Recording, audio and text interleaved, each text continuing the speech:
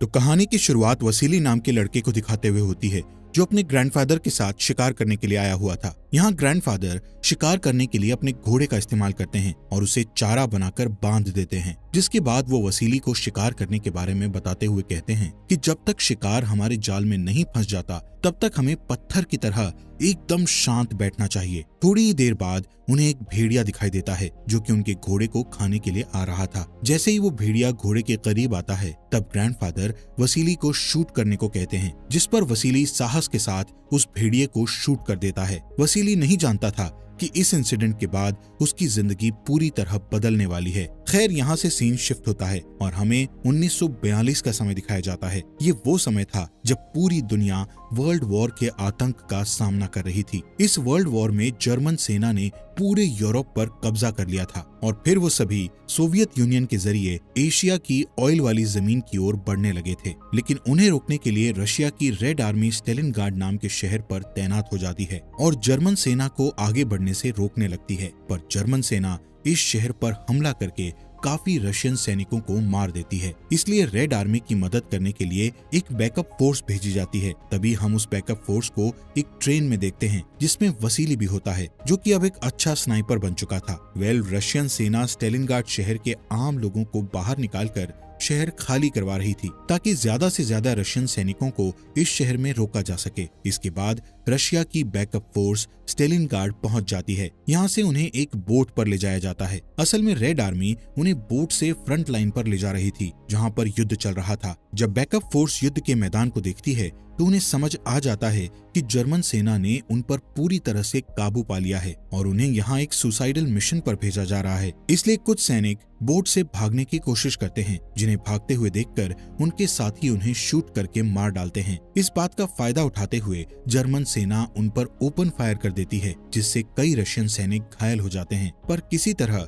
उनकी boat dock पर पहुंच जाती है, जहां से बचे हुए सैनिकों को तुरंत 2-2 की जोड़ी में बांट दिया जाता है और उन दोनों सैनिकों में से सिर्फ एक को राइफल दी जाती है, जबकि दूसरे को गोलियां देकर अपने साथी की मदद करने का काम दिया जाता है। यहाँ वसीली को सिर्फ कुछ गोलियां मिलती हैं और उसे अपने साथियों की मदद करने का कहा जाता है। वो सभी जैसे ही मैदान में उतरते हैं तो जर्मन सेना उन पर हमला करने लगती है, जिससे बचने के लिए वसीली झुक जाता है और छिपते हुए आगे बढ़ने लगता है। तभी कुछ सैनिकों को लगता है कि वो इस जंग को नहीं जीत पाएंगे, इसलिए कुछ सैनिक युद्ध के मैदान से भागने की कोशिश करते हैं, लेकिन भागने वाले अपने साथियों द्वारा मारे जाते हैं। लेकिन देखते ही देखते युद्ध का मैदान रशियन सैनिकों की लाशों से भर जाता है। कुछ ही देर बाद मैदान में एक कार आती है और एक टैंक से टकरा जाती है। असल में ये कार रशियन सेना के कमिश्नर डैनिलोव की होती है, जो कि अपनी जान बचाने के लिए उस कार से कूद जाता है। यहाँ चारों तरफ उसके दुश्मन मौजूद थे, इसलिए वो मरने का नाटक करता है और खुद को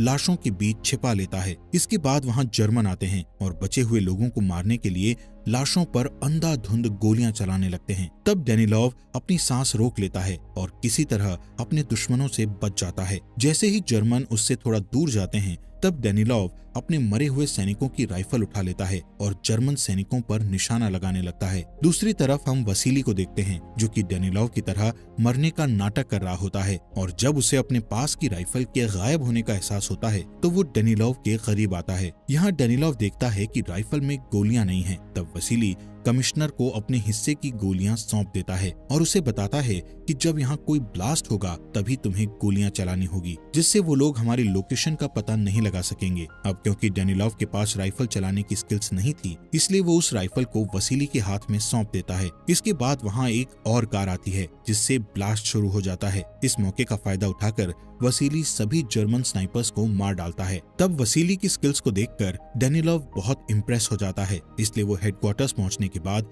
वसीली की बहादुरी के बारे में एक नोट लिखता है, जिसे वो पेपर में भी छपवाता है। इसी दौरान रेड आर्मी के हेड ऑफिसर को महसूस होता है कि उनकी सुरक्षा कमजोर हो रही है, क्योंकि उनके सैनिक देश के लिए अपनी जान देने के लिए तैयार नहीं हैं, जिस वजह से उनकी सोवियत फोर्स भी कमजोर हो रही है। इसलिए चेयरमैन निकिता अपने डिफेंस सिस्टम को दोबारा सही करने का सोचते हैं, जिसके लिए वो एक मीटिंग रखते हैं, जिसमें वो बड़े बड़े ऑफिसर्स से पूछते हैं कि हमें अपनी सेना को सही करने के लिए क्या करना चाहिए। जिस पर डैनिलोव कहता है कि हमें अपनी सेना को उम्मीद देने की जरूरत है, जिसके लिए हमें एक ऐसा हीरो चाहिए जो मातृभूमि की रक्षा के लिए सभी सैनिकों को मोटिवेट कर सके। जिस पर निकिता डेनिलोव से पूछते हैं कि क्या तुम्हारी नजरों में ऐसा कोई सिपाही है जो रेड आर्मी का हीरो बन सके। तब डेनिलोव उन्हें वसीली के बारे में बताता है, जिसे सुनकर निकिता बहुत इम्प्रेस हो जाता है और उसकी स्टोरी को सभी न्यूज़पेपर्स में छापने को कहता है। जिसके बाद वसीली की स्किल को देखते हुए उसे स्नाइपर डिवीजन में ट्रांसफर कर दिया जाता है। साथ ही उसकी कहानी पूरे देश में फैल जाती है, जिससे वो काफी फेमस हो जाता है। तब उसे रशियन सेना का आइकन मान लिया जाता है और जब भी कोई लड़का सेना में भर्ती होता है तो वो वसीली की तरह बनने का सपना देखने लगता है। इसी तरह समय बीतता जाता है और वसीली धीरे धीरे जर्मन्स को मारने लगता है, जिससे जर्मन्स युद्ध हारने लगते हैं। इसलिए वो वसीली को मारने के लिए मेजर कॉनिक को बुलाते हैं, जो कि जर्मन सेना का फेमस स्नाइपर होता है। दूसरी ओर हम वसीली को एक मिशन पर देखते हैं, जहां उसकी मुलाकात साचा नाम के एक लड़के से होती है। साचा वसीली को बताता है कि वो उसका बहुत बड़ा फैन है और उसी की तरह बनना चाहता है। साथ ही वो वसीली को अपने घर पर इनवाइट करता है, जिसके लिए वसीली मान जाता है और उसके घर चला जाता है, जहां उसकी मुलाकात साचा की माँ मिसेस फिलिपोव से होती है। तभी वहां डेनिलोव आ जाता है, जो वसीली को उसके फैंस के लेटर देते हुए कहता है कि तुम्हें अपने फैंस को जवाब देना चाहिए। इसलिए वसीली अपने फैंस को जवाब देने के लिए लेटर्स लिखने लगता है। कुछ देर के बाद वहां तानिया नाम की लड़की आती है, जो कि एक सैनिक है और मिसेस फिलिपोव उसके लिए एक फैमिली की तरह है। यहाँ वसीली तानिया को बताता है कि मैंने स्टेलिनग्राड जाते समय तुम्हें ट्रेन में देखा था, जिस पर तानिया कहती है कि मैंने तुम्हें पहले कहीं नहीं देखा, लेकिन पेपर में तुम्हारी न्यूज पढ़ी है, इसीलिए मैं तुम्हें पहचानती हूँ। यहाँ डेनिलोव और वसीली दोनों को ही तानिया बहुत पसंद आती है और वो उसमें इंटरेस्ट लेने लगते हैं। तभी डेनिलोव को पता चलता है कि तानिया को जर्मन भाषा आती है, इसीलिए वो उसे हेडक्वार्टर में जॉब दे देता है ताकि वो जर्मन कोड को समझ सके और उनकी मदद कर सके। लेकिन तानिया इस काम को करना नहीं चाहती थी। तब डेनिलोव उसे बताते हैं कि तुम ये जॉब करके बहुत सारे सैनिकों की जान बचा सकती हो, इसीलिए तानिया उसकी बात मान जाती है। अगले दिन वसीली को पुरानी डिपार्टमेंट स्टोर में तैनात किया जाता है, क्योंकि वहाँ एक जर्मन स्नाइपर उनकी सेना के लिए परेशानी खड़ी कर रहा था। जब वसीली वहाँ पहुँचता है तो उसे खिड़की के पास एक शैडो दिखाई देती है। तब वो उस पर शूट करके उस स्नाइपर को मार डालता है। यहाँ एक बार फिर वसीली की स्किल्स देखकर उसके साथी इम्प्रेस हो जाते हैं। इसके बाद वसीली अपने एक साथी के साथ उस मरे हुए स्नाइपर का टैग लेने के लिए जाता है और अपने दूसरे सैनिक से उन्हें कवर करने को कहता है। तभी अचानक से एक जर्मन स्नाइपर वसीली के दूसरे सैनिक को शूट करके मार डालता है, जिससे वसीली समझ जाता है कि उसने जिस शैडो पर गोली चलाई थी वो कोई स्नाइपर नहीं था, बल्कि जर्मन स्नाइपर ने उन्हें अपने जाल में फंसाने के लिए एक चाल चली थी। असल में ये जर्मन स्नाइपर कॉनिक था, जिसे अभी अभी वसीली को मारने के लिए लाया गया था। इसी बीच जर्मन सेना के प्लेन बिल्डिंग्स पर बॉम्ब गिराने लगते हैं, जिससे वसीली का साथी बहुत डर जाता है और वहां से भागने का सोचता है। तब वसीली उसे शांत करने की कोशिश करता है, लेकिन वो उसकी बात नहीं सुनता और वहां से भाग जाता है, जिससे कॉनिक उसे देख लेता है और गोली मारकर उसे मौत के घाट उतार देता है। जिसके बाद कॉनिक वहां से निकल जाता है, जहां उसकी मुलाकात साचा से होती है, जिससे कॉनिक अपने जूते साफ करवाता है। तब साचा उसे खाने के बदले वसीली के बारे में इंफॉर्मेशन दे देता है। दूसरी तरफ वसीली डेनिलोव से मिलता है और उसे जर्मनी के नए स्नाइपर के बारे में बताता है, जिस पर डेनिलोव उसे बताता है कि उस स्नाइपर का नाम कॉनिक है, जो कि जर्मन सेना का सबसे अच्छा स्नाइपर है। तभी डेनिलोव वसीली को कुलिकोव नाम के स्नाइपर से मिलाता है, जो कि कॉनिक से स्नाइपर चलाना सीखा था, इसलिए वो कॉनिक को अच्छी तरह जानता था। यहाँ डेनिलोव वसीली की मदद करने के लिए उससे कहता है कि अब से कुलिकोव तुम्हारे साथ ही रहेगा। अगले दिन वसीली, कुलिकोव और वोलोडिया नाम का सैनिक पुरानी बिल्डिंग में जाते हैं और जर्मन सैनिकों को मारने लगते हैं, लेकिन जल्द ही तीनों को पता चल जाता है कि वो जर्मन्स के जाल में फंस गए हैं, इसलिए वो तीनों एक सेफ जगह खोजने लगते हैं। तब दुश्मन उन पर गोलियां चलाते हैं, लेकिन किसी तरह वो एक सेफ जगह पर पहुंच जाते हैं और जर्मन्स पर नजर रखने लगते हैं। इसी तरह रात हो जाती है और वो तीनों डिनर की तैयारी करने लगते हैं। तब वोलोडिया को याद आता है कि वो अपना सूप दूसरे कमरे में भूल गया है, इसलिए वो सूप लेने के लिए भागता है, जिस दौरान वहाँ जर्मन्स आ जाते हैं और वोलोडिया को पकड़कर अपने साथ ले जाते हैं। यहाँ जर्मन्स उससे वसीली के ठिकाने के बारे में पूछते हैं, जिस पर वो कुछ भी बताने से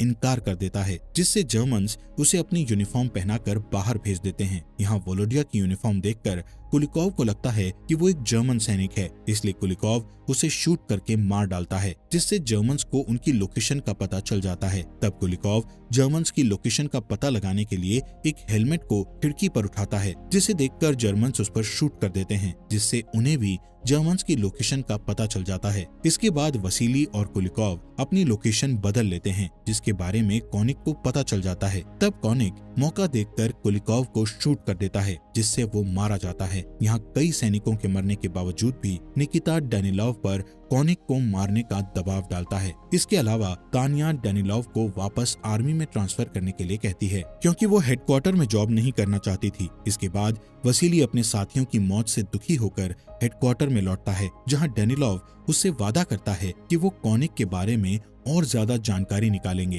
ताकि वो उसे आसानी से मार सके। साथ ही उसे बताता है कि तानिया बैटलफील्ड में जाना चाहती है, पर हमें हेडक्वार्टर में उसकी बहुत जरूरत है, इसलिए तुम्हें उससे बात करके उसे समझाना होगा। तब वसीली तानिया को समझाने की कोशिश करता है, जिस पर तानिया उसे बताती है कि जर्मन्स ने मेरे पेरेंट्स को मार डाला था, इसलिए मैंने आर्मी ज्वाइन की ताकि मैं उनकी मौत का बदला ले सकूं। वसीली उसकी बातों को समझता है और उसके डिसीजन का सपोर्ट करते हुए उसे कुलिकोव की राइफल दे देता है। इधर कॉनिक वसीली के ठिकाने के बारे में पता लगाने के लिए एक बार फिर साचा से मिलता है, जिस पर साचा उसे वसीली के ठिकाने के बारे में बता देता है और फिर अगले ही दिन कॉनिक उस लोकेशन पर चला जाता है और वसीली के आने का इंतजार करने लगता है। थोड़ी देर बाद वसीली और उसके साथी पाइप्स के जरिए उस जगह पर आते हैं। तभी कॉनिक उसे देख लेता है और जल्दी से उस पर शूट कर देता है, जिससे वसीली की राइफल नीचे गिर जाती है और उसका एक साथी घायल हो जाता है। यहाँ वसीली जल्दी से एक चट्टान के पीछे छिप जाता है और अपने साथी को वापस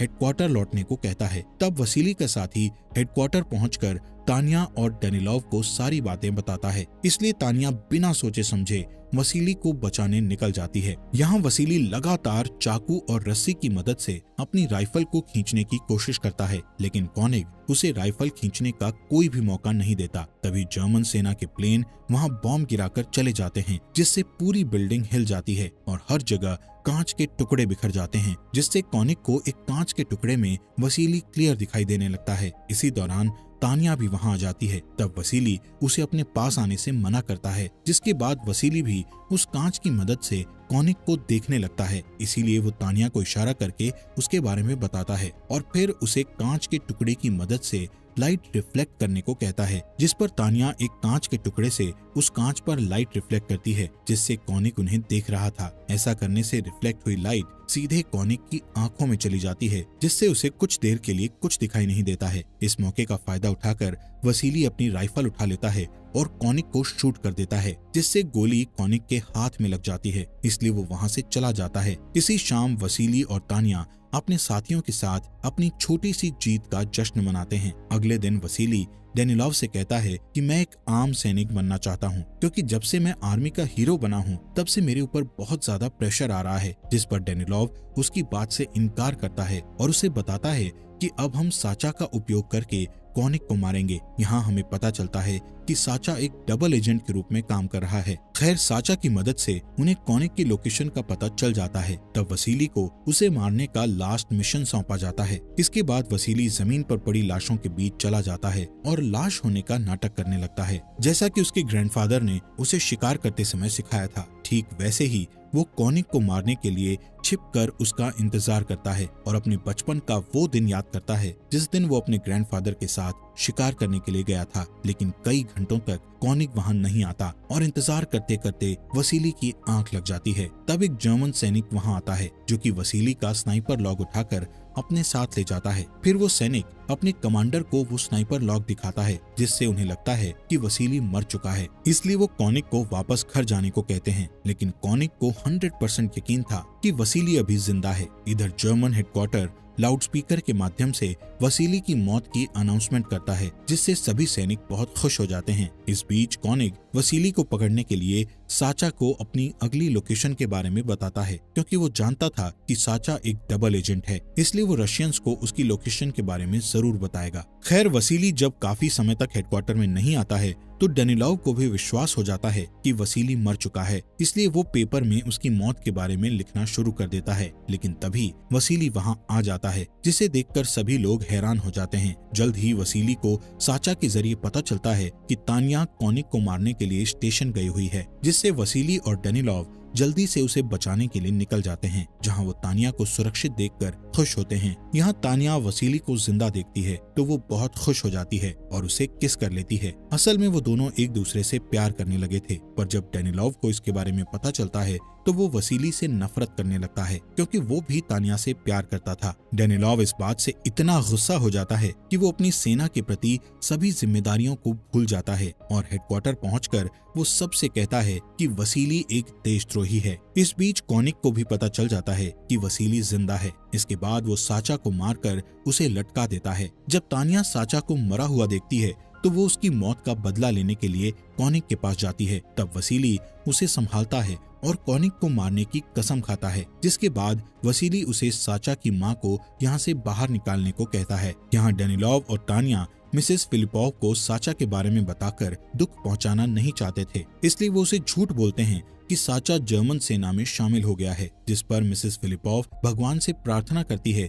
कि उसका बेटा हमेशा सुरक्षित रहे। यहाँ से मिसेस फिलिपोव को बाहर निकालने के लिए एक बोट पर ले जाया जाता है। तभी अचानक से एक बॉम्ब फट जाता है, जिससे तानिया घायल होकर बेहोश हो जाती है। तब डॉक्टर बताता है कि अब उसके बचने की कोई उम्मीद नहीं है, इसलिए वो उसे वहीं छोड़कर जाने का फैसला करते हैं, जिस पर मिसेस फिलिपोव रोने लगती है और सेना से कहती है कि तानिया मेरी बेटी है और मैं इसके बिना कहीं नहीं जाऊंगी, इसलिए वो तानिया को अपने साथ ले जाने के लिए मान जाते हैं। दूसरी तरफ डेनिलोव वसीली के पास जाता है और उसे तानिया की मौत की खबर देता है। साथ ही वो खुद को तानिया की मौत का जिम्मेदार समझता है, जिस वजह से उसे बहुत गंदा महसूस होता है और वो खुद को मारना चाहता है, इसलिए वो कॉनिक के सामने आ जाता है। तब कॉनिक उसे शूट करके मार डालता है। यहाँ कॉनिक को लगता है कि उसने वसीली को मार दिया है, इसलिए वो जीत की उम्मीद करते हुए सावधानी से आगे बढ़ता है, जहाँ वसीली पहले से ही उसका इंतजार कर रहा होता है। तभी कॉनिक देखता है कि वसीली ने उसके ऊपर राइफल पॉइंट करके रखी हुई है, इसलिए कॉनिक